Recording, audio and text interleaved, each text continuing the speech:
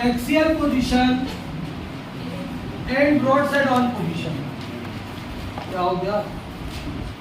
Black के लेने आए थे and broad side on position.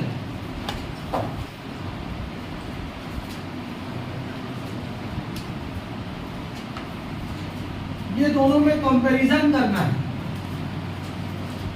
तो सबसे पहले axial position is equal to क्या जानते हैं हम लोग? Axial position is equal to जानते हैं B is equal to mu 0/4 pi 2m upon d का क्यूब, इक्वेशन नंबर 1। ठीक है। और broad side on position is equal to कितना जानते हैं?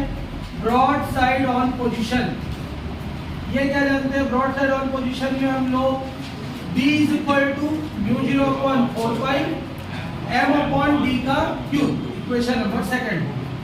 ठीक है। कंपेयर कर रहे हैं तो एक्सियल पोजीशन ये होता है, ब्रॉड साइड ऑन पोजीशन ये होता है। अब इसको हम लोग लिख लेते हैं B1 और इसको लिख लेते हैं B2। ठीक।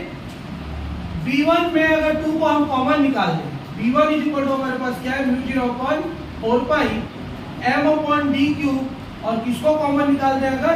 2 को, तो ये वैल्यू किसकी तरह वर्क करेगा? B2 की तरह। किसकी तरह दिख रहा है? मतलब ये जो वैल्यू है यहाँ पे पुट कर सकते हैं उसको। सो B1 इज इक्वल टू कितना आ जाएगा? 2B2। कितना आ जाएगा? B1 is equal to 2B2। मतलब एक्सियल पोजीशन की value broad side on position के कितने गुने के बराबर होती है? 2 टाइम्स के बराबर होती है। क्लियर है कि नहीं? नोट करो, 2 into broad side on position, जल्दी से। तो इससे न्यूमेरिकल बनता है। तो न्यूमेरिकल कैसे बनेगा? एक्सियल पोजीशन की value broad side on position के डबल के बराबर होगी। कभी भी न्यूमेरिकल में जरूरत पड़ा तो इसका यूज करेंगे। 2 नंबर का क्वेश्चन भी एक बार आया था कंपेयर करने के लिए। ठीक है, कंपेयर भी कर सकते हैं।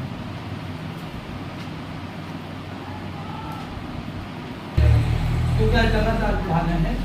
इसी में अगर हम लोग आगे थोड़ा सा पढ़ें तो इसमें क्या निकाला जाता है? Magnetic field intensity is calculated on axis. किस पे निकाला जाएगा? एक्सिस पे। इसमें magnetic field intensity is calculated perpendicularly, perpendicular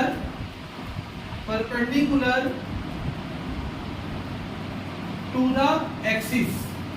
अब ऐसा डेफिनेशन लिखोगे तो एक कट हो जाएगा, तो यहाँ पे एक वर्ड यूज करना पड़ेगा, is calculated along the axis. कैसा लिखना पड़ेगा? अलोंग द एक्सिस, मतलब एक्सिस में। ठीक है, एक्सिस पे। Second, distance between point and poles are not same. इसमें क्या लिखेंगे? Distance between point and poles are same. समझ में आया? ये हो गया 2 पॉइंट का। 2 नंबर का आता है, 2 पॉइंट याद रखिए। तीसरा दोनों का फॉर्मूला है, लिख सकते हो। ठीक। 3 नंबर का अगर आएगा तो दोनों का फॉर्मूला नोट कर देंगे, नहीं आएगा तो 2 पॉइंट तो है, इसको भी नोट करो। उसी के नीचे एरो ऐसे खींच के ही नोट कर दो। कंपैरिजन ही है ना। अगर तुमको थ्योरी में लिखना है तो ऐसा लिख के आएंगे, और अगर डेरिवेशन में बना के आएंगे तो ऐसा बना के आएंगे। ये प्रूफ दैट है, ये कंपैरिजन है। एक लाइन और भी बन जाएगा, अभी इसका हिसाब से भी बना सकते हो। Axial position is twice of broad side on position, और broad side on position is half of axial position. ठीक। वो एक और बन गया तुम्हारा डिफरेंस।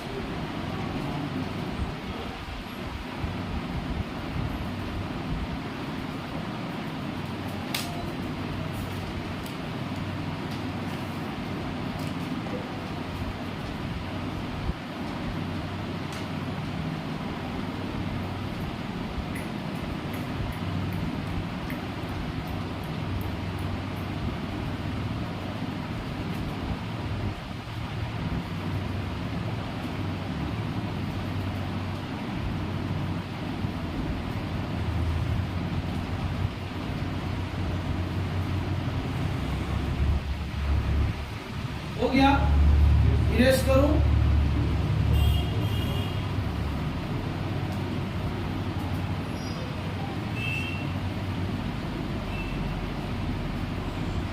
देखो अगर ये हो गया है तो नेक्स्ट हेडिंग देंगे work done on rotating a magnetic dipole. एक मैग्नेटिक डायपोल को रोटेट करने में कितना वर्क करना पड़ेगा। जैसे इलेक्ट्रिक डायपोल को रोटेट करवाने का वर्क डन निकाले थे, सिमिलरली मैग्नेटिक डायपोल को भी रोटेट करने का वर्क डन निकालेंगे। ठीक है, तो सबसे पहले हम लोगों ने रोटेट करने के लिए क्या निकाला था, टॉर्क। क्या निकाला था, टॉर्क। तो टॉर्क की वैल्यू कितना जानते हैं हम लोग, we know that torque is equal to क्या जानते हैं, M B sine theta.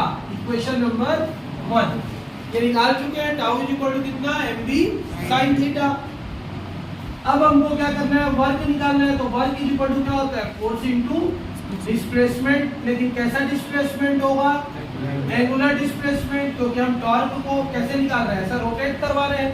Rotate करवा रहे हैं मतलब ये थीटा एंगल में क्या हो रहा है, घूमते जा रहा है। घूमते जा रहा है तो ये यहां से यहां नहीं पहुंचा है, ये अपने एक्सिस पे ही क्या करता जाएगा, रोटेट करता जाएगा। क्लियर हो गया। तो यहाँ पर जो डिस्प्लेसमेंट हो रहा है वो डिस्प्लेसमेंट कैसा डिस्प्लेसमेंट हो रहा है, एंगुलर। कैसा हो रहा है, एंगुलर। सो वर्क को किससे डिनोट करते हैं, W। फोर्स कैसा लगेगा, tau.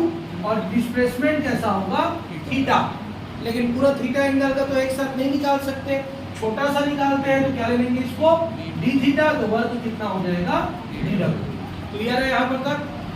Work is equal to force into displacement. Work को W से, फोर्स को किससे डिनोट करेंगे, टाउ से, एंगल को किससे डिनोट करेंगे, थीटा। लेकिन पूरा थीटा एंगल तो रोटेट नहीं हो सकता, छोटा छोटा 1 डिग्री, 2 डिग्री, 3 डिग्री, 4 डिग्री ऐसा रोटेट होगा। तो स्मॉल एंगल के लिए क्या ले लेंगे, डी थीटा। तो छोटे वर्क के लिए कितना हो जाएगा, डी डब्ल्यू। वैल्यू को पुट अप करेंगे तो कैसे दिखेगा, D W is equal to M B sine theta D theta. Clear है यहाँ पर तक।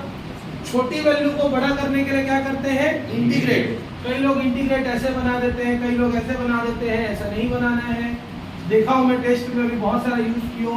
ये प्रॉपर इंटीग्रेशन साइन है, खींच दो, मोड़ दो, ऐसा बना देना भले ही। क्लियर है। अगर प्रॉपर नहीं सकोगे तो एक लाइन खींचना, ऊपर से हल्का सा, नीचे से हल्का सा। ठीक, तो ये हो गया integration sign D W is equal to integration sign M B sine theta D theta. तो यहाँ पे लिख देंगे इंटीग्रेट बोथ साइड्स। दोनों साइड्स में हम क्या करेंगे, इंटीग्रेशन करेंगे। कहां से कहां तक करेंगे, 0 से लेके W तक। एंगल 0 से लेके कहां तक जाएगा, थीटा तक। क्लियर है यहाँ पर तक। डी डब्ल्यू का इंटीग्रेशन कितना होगा, W 0 से लेके कहां तक, एम बी तो कांस्टेंट है, बाहर निकल गया। साइन थीटा का इंटीग्रेशन क्या होता है, माइनस कॉस थीटा। कितना होता है, माइनस कॉस थीटा। एम और बी कांस्टेंट है, बाहर निकल गया।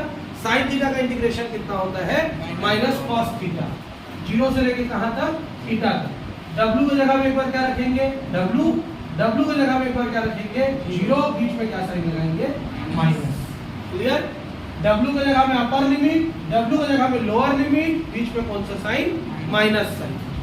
Is equal to M B minus cos theta की जगह में एक बार क्या रखेंगे, थीटा, फिर माइनस कॉस थीटा की जगह में क्या रखेंगे, एक बार 0, और बीच में कौन सा साइन, माइनस साइन।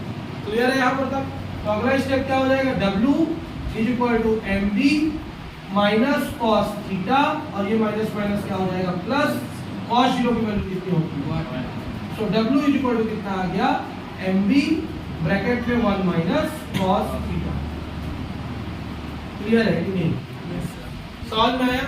तो ये क्या निकल गया, वर्क डन। ये 3 नंबर का क्वेश्चन है। ठीक, पॉज करो, नोट करो।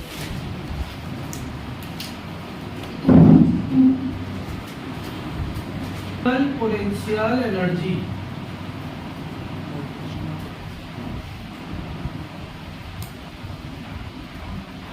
Gravitational potential energy.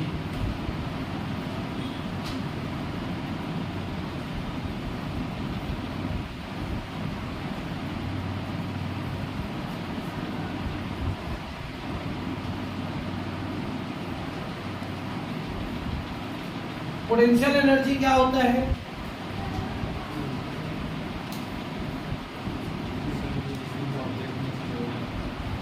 वो पोटेंशियल एनर्जी है। अगर कोई सा भी एक ऐसा एनर्जी किसी भी ऑब्जेक्ट में स्टोर रहता है, या अगर कोई सा बॉडी रेस्ट पोजीशन पे है और उसके पास जितनी एनर्जी मौजूद रहती है वो एनर्जी क्या कहलाती है? Potential energy.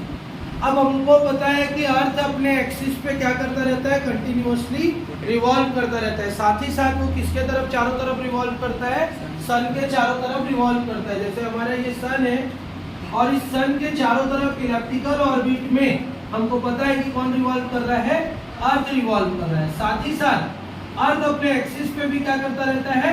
रोटेट करता रहता है। मतलब ये डबल मोशन करता है, एक अपने एक्सिस पे मोशन करता है और एक किसके तरफ मोशन करता है? सन के चारों तरफ मोशन करता है। तो जब ये एक्सिस और सन के चारों तरफ मोशन करेगा तो ये अपने आप में किसकी तरह बिहेव करने स्टार्ट कर देता है? मैग्नेट की तरह। ये भी हमको पता है। क्यों मैग्नेट की तरह बिहेव करने स्टार्ट करता है? क्योंकि अर्थ के क्रस्ट मेंटल कोर में आयरन और आयरन से रिलेटेड क्या प्रेजेंट है? एलिमेंट्स प्रेजेंट है, जो उसको फोर्स करते हैं किसी भी ऑब्जेक्ट को अपनी तरफ क्या करने के लिए? अट्रैक्ट करने के लिए। तो the energy stored in the earth in the form of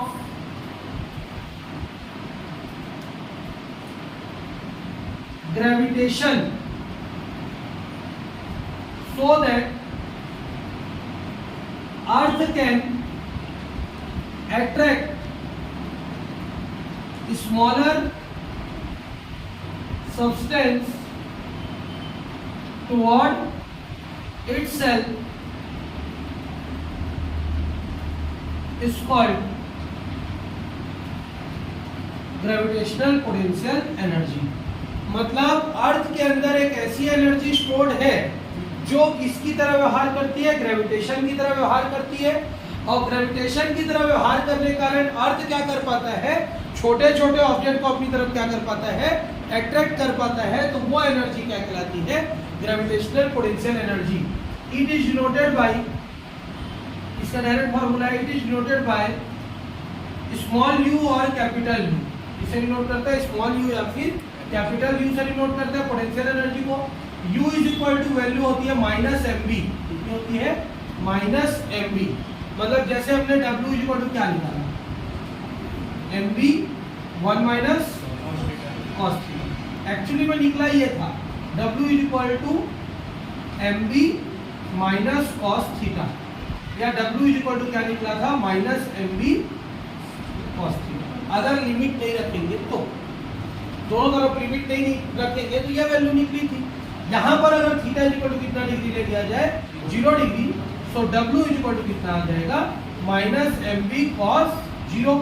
so W is equal to कितना आ जाएगा? Value minus. ये तुम्हारा ग्रेविटेशनल पोटेंशियल है। ठीक, तो कहाँ से बनाओगे तुम लोग डेरिवेशन को? ये यहाँ तक निकालते हैं। dW इज इक्वल टू कितना निकालते हैं? M B sine theta. On integrating both side, दोनों साइड में हम लोग इंटीग्रेशन कर रहे हैं विदाउट लिमिट। कैसा इंटीग्रेट करेंगे? Without limit. Integration sign dW is equal to integration sign M B sine theta. dW का इंटीग्रेशन क्या आएगा? W एम बी बाहर, साइन थीटा का क्या हो जाएगा? Minus cos theta. Theta is equal to 0 degree, तो W इज इक्वल टू कितना आ गया? Minus M B cos 0। Cos 0 की वैल्यू कितनी होती है? 1। नोट करो, कॉस करो।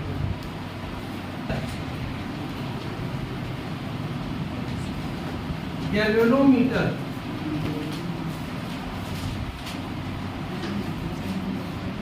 पुराने बुक में हम लोग पढ़ते थे गैल्वेनोमीटर को बहुत वास्ट, तुम्हारे बुक में कर दिया है थोड़ा सा कम, तब भी बहुत है। गैल्वेनोमीटर, अब मीटर में ई आर वाला लिखना ना, ठीक है। गैल्वेनोमीटर अब ऑन कर देना। गैल्वेनोमीटर एक ऐसा डिवाइस है जिसके हेल्प से करंट की वैल्यू और डायरेक्शन दोनों को क्या किया जा सकता है? मेजर किया जा सकता है। क्या? गैल्वेनोमीटर एक ऐसा डिवाइस है जिसके हेल्प से हम करंट की वैल्यू और उसके डायरेक्शन को कि किस डायरेक्शन में फ्लो हो रहा है उसको अगर हम मेजर कर सकते हैं तो ये डिवाइस क्या कहलाता है, गैल्वेनोमीटर कहलाता है। क्लियर है यहाँ पर तक? तो galvanometer is a device which is used to measure the value and direction of current. मतलब वो मैग्नीट्यूड भी बताएगा कि 0.4 एम्पियर है, 0.4 माइक्रो एम्पियर है, 0.4 मिली एम्पियर है, कितना करंट फ्लो हो रहा है। अब वो क्या बोलना चाहिए, लेफ्ट टू राइट फ्लो हो रहा है या राइट टू लेफ्ट फ्लो हो रहा है, किस डायरेक्शन में करंट फ्लो हो रहा है उसकी जानकारी भी क्या करता है, देता है। वो क्या कहलाता है, गैल्वेनोमीटर कहलाता है। गैल्वेनोमीटर को दो पार्ट्स में डिवाइड किया गया, थ्योरी लिखाऊंगा थोड़ी देर बाद। पहला होता है मूविंग कॉइल गैल्वेनोमीटर, दूसरा होता है moving magnet galvanometer. There are two types of galvanometer. Galvanometer को दो भागों में बांटा गया है, एक होता है मूविंग कॉइल और एक होता है मूविंग मैग्नेट। तो बेसिक यहीं पर से क्लियर करेंगे कि गैल्वेनोमीटर का अगर हम कंस्ट्रक्शन देखेंगे तो उस कंस्ट्रक्शन में दो चीजें इंपॉर्टेंट रहती हैं, एक होता है कॉइल और एक होता है मैग्नेट। क्या क्या प्रेजेंट होता है गैल्वेनोमीटर के कंस्ट्रक्शन में, कॉइल और मैग्नेट। और कॉइल और मैग्नेट के बेसिस पे ही इसको दो भागों में बांटा गया है। क्या क्या, मूविंग कॉइल और मूविंग मैग्नेट। मूविंग कॉइल मतलब कॉइल मूव करेगा, मैग्नेट क्या रहेगा, स्टेबल रहेगा। एक ऐसा गैल्वेनोमीटर जिसमें मैग्नेट को फिक्स कर दिए लेकिन घूम कौन रहा है तुम्हारा, कॉइल, तो उसको अपन कौन सा गैल्वेनोमीटर बोलेंगे, moving coil galvanometer. Moving magnet galvanometer में कौन फिक्स हो जाएगा, कॉइल। कॉइल को हम लोग बांध देंगे लेकिन अब घूमेगा कौन तुम्हारा, मैग्नेट, तो वो तुम्हारा क्या कहलाएगा, मूविंग मैग्नेट गैल्वेनोमीटर। क्लियर है यहाँ पर तक कि नहीं? तो मूविंग सॉरी गैल्वेनोमीटर को कितने पार्ट्स में डिवाइड किया गया है, टू पार्ट्स में। पहला होता है मूविंग कॉइल, दूसरा होता है मूविंग मैग्नेट। मूविंग कॉइल मतलब magnet is stable and coil is moving, means coil does motion around the magnet. Magnet के चारों तरफ जब कॉइल मोशन करना स्टार्ट करे तो उसको मूविंग कॉइल गैल्वेनोमीटर बोलेंगे। And the galvanometer in which coil remains stable and magnets revolve inside the coil. Coil तो बाहर में ही रहेगा, मैग्नेट अंदर में रिवॉल्व करेगा, तो वो तुम्हारा क्या कहलाएगा, मूविंग मैग्नेट गैल्वेनोमीटर। ठीक। साइकिल का जो पैडल अपन मारते हैं, अगर उस पैडल मारने वाले को निकाल दिया जाए तो जिस तरीके से वो दिखाई देता है उसको पूरा, अगर सामने वाला जो पैडल वाला हिस्सा रहता है उसको निकाल दे, दोनों पैडल को निकाल दे तो एक छतरी टाइप का ऐसे नजर आता है। उसको अगर जमीन में रख दिया जाएगा तो उसमें कोई बैठ भी सकता है, पाटा टाइप का वर्क हो जाएगा वो। तो वैसे ही दिखाई देता है तुम्हारा मूविंग मैग्नेट, और उन्हें कॉन्वेंट में है। ठीक है, देखना। अब बाकी स्कूल में नहीं, क्योंकि वो है ही नहीं सिलेबस में, इसलिए कोई मंगाता नहीं। ठीक, 2019 के पहले ये था ना सिलेबस में, नए बुक के अनुसार ये सिलेबस से हट गया है, तो पहले का वहां रखाया हुआ है। अब मूविंग कॉइल गैल्वेनोमीटर के अंदर दो ढोक आता है, पाइवोटेड, सस्पेंडेड। ये दोनों तुम्हारे बुक में। सस्पेंडेड को हम लोग वेस्टर्न गैल्वेनोमीटर भी बोलते हैं। क्या बोलते हैं, वेस्टर्न गैल्वेनोमीटर, क्योंकि वेस्टर्न नामक साइंटिस्ट ने ढूंढा था। ठीक, और इसका सिर्फ एक ही टॉपिक है, टेंजेंट गैल्वेनोमीटर। जो टेंजेंट लॉ में पढ़ाया था, याद होगा, टेंजेंट लॉ पढ़े थे ना, B = H tan थीटा, ये निकाले थे। ये डेरिवेशन इसी पे वर्क करता है, मतलब ये प्रिंसिपल है इसका। तो गैल्वेनोमीटर पुराने बुक में हुआ करते थे 3 ठो, ये तीनों का एक्सप्लेनेशन, और नए बुक में सिर्फ ये 2 ठो। पेपर में आता सिर्फ 1 ठो है, यही वाला, ये नहीं आता है, सिलेबस में नहीं है। बुक के अंदर है, सिलेबस में नहीं है। ठीक, और आ भी जाएगा तो अंतर क्या है, ये क्या है, स्प्रिंग, मान लो स्प्रिंग है। ठीक है, ये क्या है, पाइवोटेड। एक चक्की रख दी है, चक्की मतलब समझते हो, बेलन वाला जो ऐसे गोल रहता है, क्या बोलते हैं, पाटा। पाटा रख दिया और उसके ऊपर एक कील को लगा के घुमाएंगे तो उसको पाइवोटेड बोलेंगे। जो बोला वो समझ में आया? पुराने टाइम वाला ग्रामोफोन देखे थे, कैसेट रहता है, उसके ऊपर में ऐसे करके लगा देते हैं और गाना बजना शुरू हो जाता है। ठीक है, वैसे करके टच रहता है ना, पाइवोटेड उसी को बोलते हैं। जो नुकीला हिस्सा किसी चीज पे टच होके घूमता रहे उसको पाइवोटेड बोलते हैं। क्लियर? और सस्पेंडेड किसको बोलेंगे? जिसको स्प्रिंग से लगा के कस देंगे, दोनों में घूमेगा, ये भी घूमेगा और ये भी घूमेगा, लेकिन इसमें क्या उत्पन्न नहीं होगी? ऐठन नहीं आएगी, इसमें ऐठन आता जाएगा। ये ऐठन नहीं लाएगा ना, तो पूरा गोल गोल गोल गोल घूमेगा, लेकिन इसमें क्या आ जाएगा? जैसे घूमता जाएगा तो टाइट होता जाएगा, और जैसे ही छोड़ दोगे तो वापिस उल्टे डायरेक्शन में क्या होना शुरू हो जाएगा?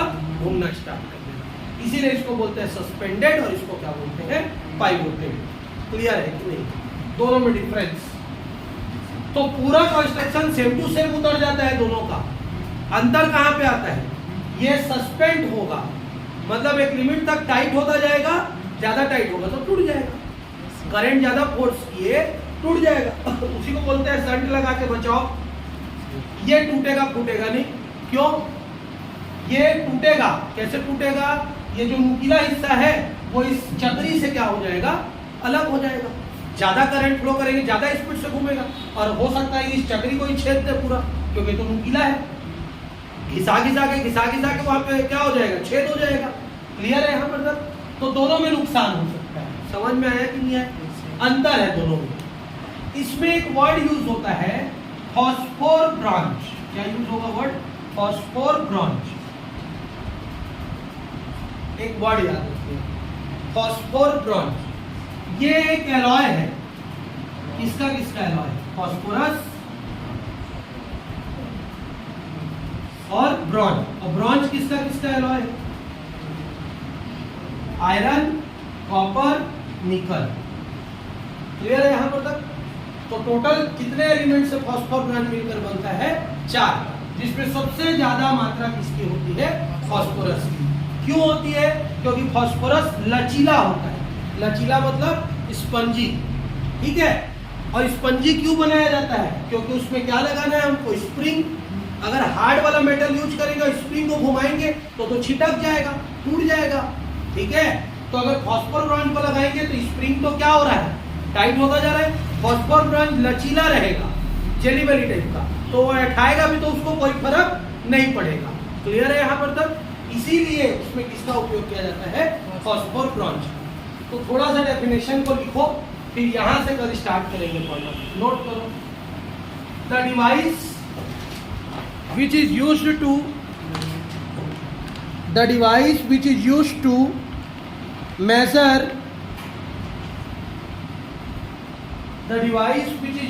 measure the amount of electric current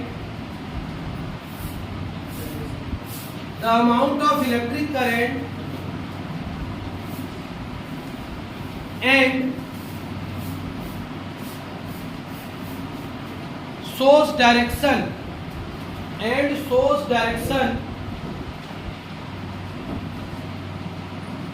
of current is called galvanometer.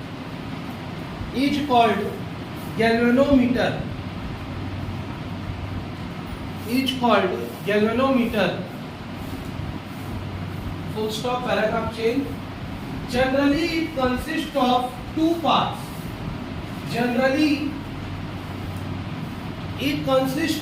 parts. पहला कॉइल और आर्मेचर, ARMATURE, आर्मेचर। कॉइल और आर्मेचर। दूसरा ARMATURE, दूसरा मैग्नेट। ब्रैकेट में strong electromagnets.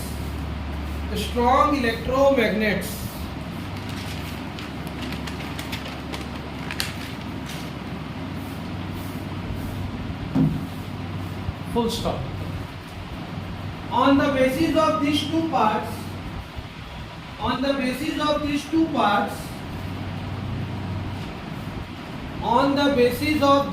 parts, galvanometer is divided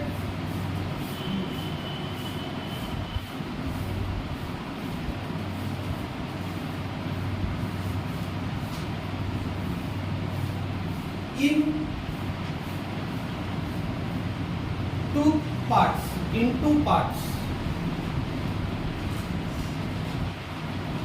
पहला moving coil galvanometer, moving coil galvanometer.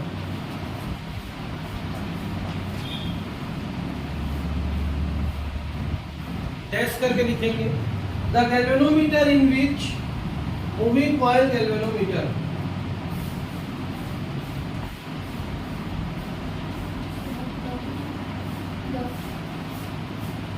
उतना moving coil galvanometer dash करके लिखेंगे the galvanometer in which magnet is stable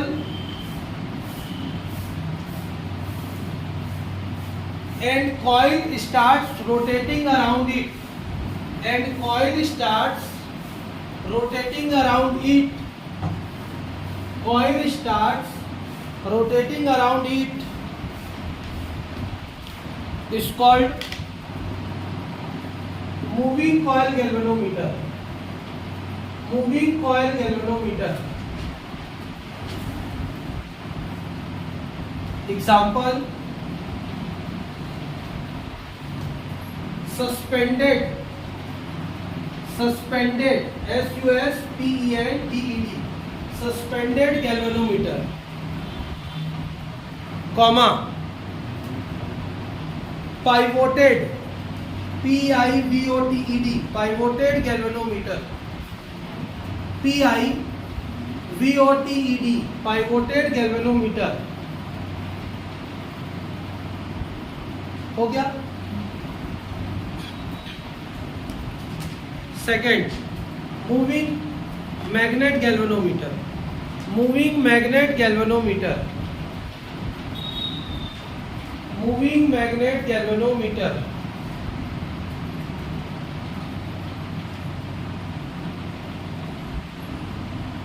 The galvanometer in which, the galvanometer in which magnet moves inside the coil, magnet moves inside the coil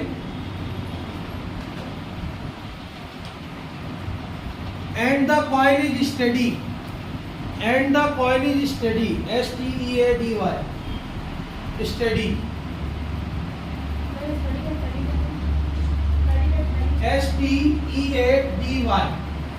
steady, comma, then this type of galvanometer is called, ये direct लिख सकते हो, is called moving magnet galvanometer, moving magnet galvanometer.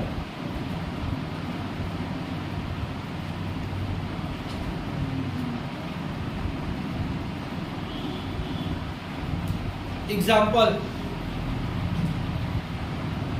tangent galvanometer, tangent galvanometer,